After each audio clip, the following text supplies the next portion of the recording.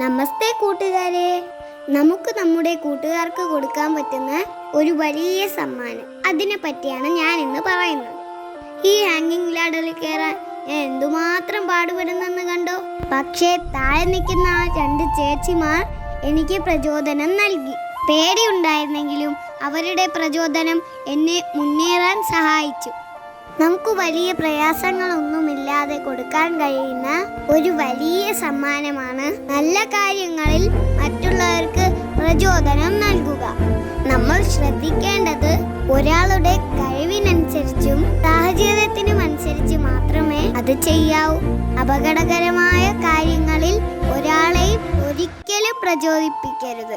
ആ ചേച്ചിമാരുടെ സാഹചര്യത്തിനനുസരിച്ചുള്ള പ്രചോദനം എന്നിലെ പേടി മാറ്റി എന്നെ ഇത്രയും ഉയരത്തിലെത്തിച്ചു. ഇങ്ങനെ നമുക്കും നമ്മുടെ കൂട്ടുകാർക്ക് പ്രചോദനം നൽകാം. നല്ല കാര്യങ്ങളിൽ അവരെ